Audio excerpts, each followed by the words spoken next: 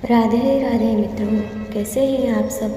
दोस्तों, आपके अपने चैनल व्रत त्योहार और कथाएं में हार्दिक स्वागत है। माँ भगवती दुर्गा की कृपा सदैव और आप और आपके समस्त परिवार पर बने रहे। मित्रों, आज की वीडियो में मैं आपसे बात करने वाली हूँ कार्तिक मास की पूर्णिमा के बारे में। कार्तिक मास की पूर्णिमा तिथि कब प्रारंभ हो रही है, कब समाप्त हो रही है। अगर आप पूर्णिमा तिथि का व्रत धारण करते हैं तो पूर्णिमा का व्रत आपको कब करना है, और पूर्णिमा के दिन स्नान और दान का बहुत महत्व होता है। तो पूर्णिमा का स्नान और दान हमें कब करना है, दीप दान कब और कहाँ करें। और बहुत से भक्त हैं जो कि कार्तिक मास का व्रत धारण करते हैं, तो कार्तिक मास के व्रत का उद्यापन हमें कब करना है। पूर्णिमा के दिन सत्यनारायण भगवान की पूजा की जाती है, तो पूजा का शुभ मुहूर्त क्या होगा। और देव दीपावली मनाई जाती है कार्तिक पूर्णिमा के दिन, तो देव दीपावली में दीपदान का शुभ मुहूर्त क्या है, लक्ष्मी जी की पूजा का शुभ मुहूर्त क्या है, और चंद्रोदय का शुभ मुहूर्त क्या है। मतलब कार्तिक मास की पूर्णिमा से संबंधित संपूर्ण जानकारी आपको आज के वीडियो में मिलने वाली है। तो वीडियो बहुत महत्वपूर्ण है, पूरा ज़रूर देख लीजिए। और वीडियो अच्छी लगे तो लाइक भी ज़रूर कीजिए। शास्त्रों में कार्तिक पूर्णिमा को बहुत ही विशेष माना गया है। कहा जाता है कि अगर आप आज के दिन स्नान करते हैं, मतलब किसी पवित्र नदी में स्नान करते हैं या फिर किसी पवित्र जलाशय में, सरोवर में स्नान करते हैं, तो उसका महत्व आपको कई गुना होकर प्राप्त होता है। लेकिन यह सबके लिए संभव नहीं हो पाता है। ऐसे में अपने घर में गंगा जल मिश्रित जल से आप स्नान कर सकते हैं। अगर आपने पूरे कार्तिक मास में कार्तिक स्नान नहीं किया है, तो ऐसे में कार्तिक पूर्णिमा आपके लिए बहुत महत्वपूर्ण है। आपको पूर्णिमा तिथि के दिन ब्रह्म मुहूर्त में उठकर स्नान अवश्य करना चाहिए।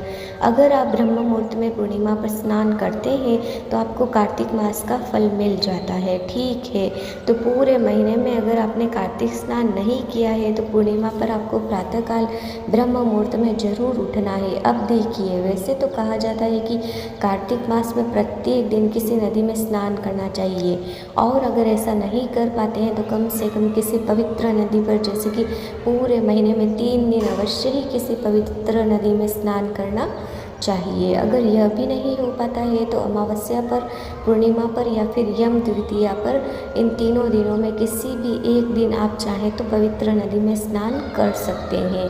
अगर ऐसा भी नहीं हो पाता है तो कार्तिक पूर्णिमा पर भी अगर आप चाहे तो गंगा इत्यादि नदियों में जाकर स्नान कर सकते हैं।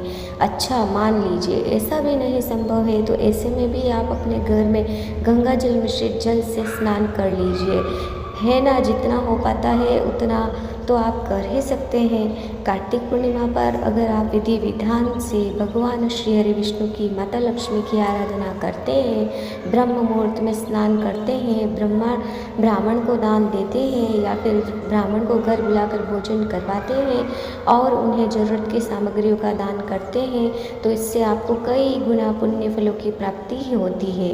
तो कार्तिक पूर्णिमा बहुत महत्वपूर्ण है। पूरे महीने में अगर आप स्नान नहीं कर पाते हैं, दान नहीं दे पाते हैं या फिर दीप दान नहीं कर पाते हैं, तो यह एक दिन है। इस दिन आपको अधिक से अधिक दीप दान करना चाहिए।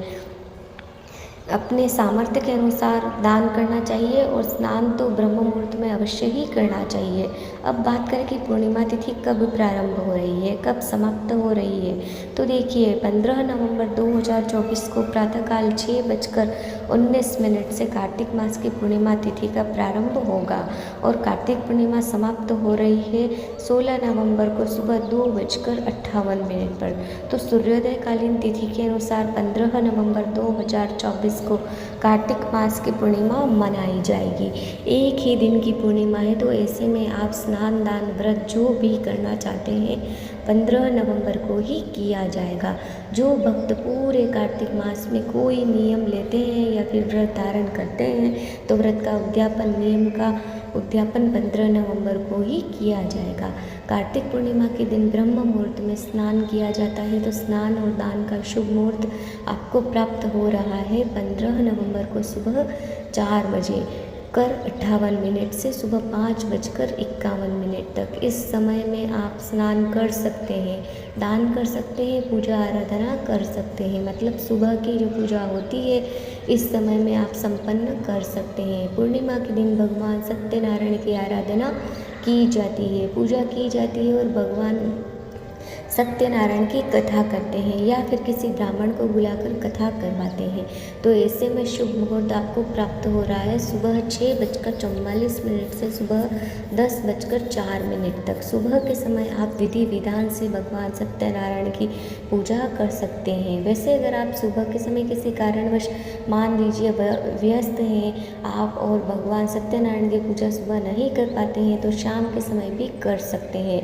दोपहर के बाद जैसे कि 4 बजे के बाद शाम के समय आप पूजा कथा इत्यादि कर सकते हैं। या फिर ब्राह्मण से अगर आप करवा रहे हैं तो ब्राह्मण तो स्वयं ही कोई ना कोई शुभ मुहूर्त बताकर ही आते हैं और वह स्वयं ही अपने मुहूर्त के अनुसार पूजा करते हैं। ठीक है, स्वयं से करते हैं तो अपने लिए आप चाहे तो सुबह कर सकते हैं, चाहे तो शाम को कर सकते हैं, जैसा भी आपके पास समय उपलब्ध हो।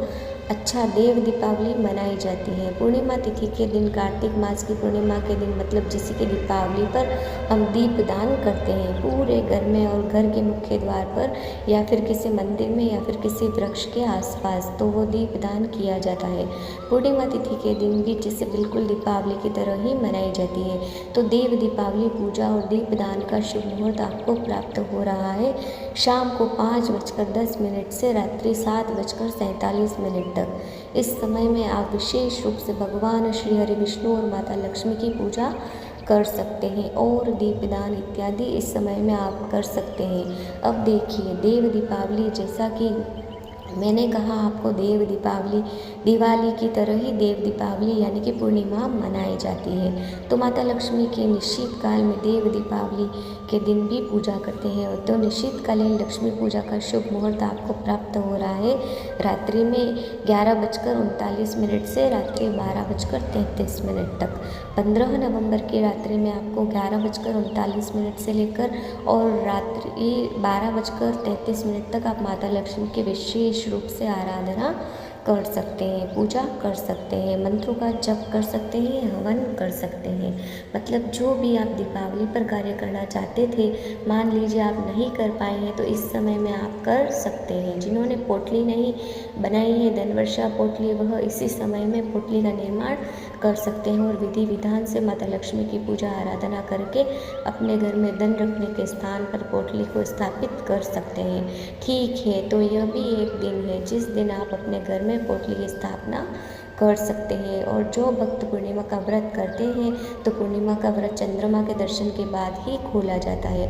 तो चंद्रोदय का शुभ मुहूर्त आपको प्राप्त हो रहा है शाम को 4:05 पर। इस समय में आप चंद्रमा के दर्शन करके उन्हें दूध से अर्घ्य देकर उनकी पूजा आराधना करके अपने मन की कामना कर सकते हैं। आप व्रत करते हैं तब भी आप चंद्रमा को अर्घ्य दे सकते हैं और जो भक्त व्रत नहीं कर पाते हैं वह भी शाम के समय स्नान इत्यादि करके अगर चंद्रमा को अर्घ्य देते हैं तो उनकी मनचाही कामना पूर्ण होती है। यह कार्य आप चाहे तो प्रत्येक पूर्णिमा पर कर सकते हैं, चाहे आप व्रत करते हैं या नहीं करते हैं।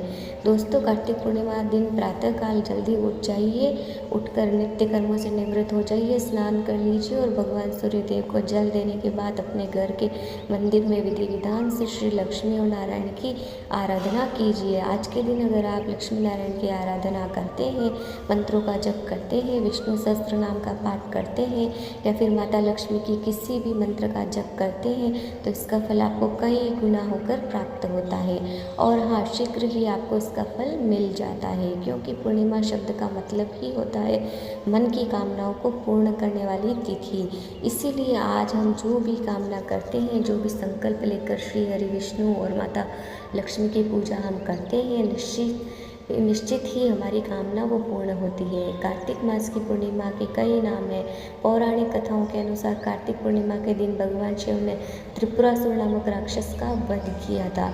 इसीलिए इस दिन शिवजी और माता पार्वती की उपासना करना शुभ माना जाता है। और देश के कई राज्यों में कार्तिक पूर्णिमा को त्रिपुरी पूर्णिमा, देव दीपावली, गंगा स्नान और गुरु नानक जयंती के नाम से जाना जाता है। तो मतलब क्षेत्र विशेष के आधार पर इस दिन का महत्व बहुत अधिक है।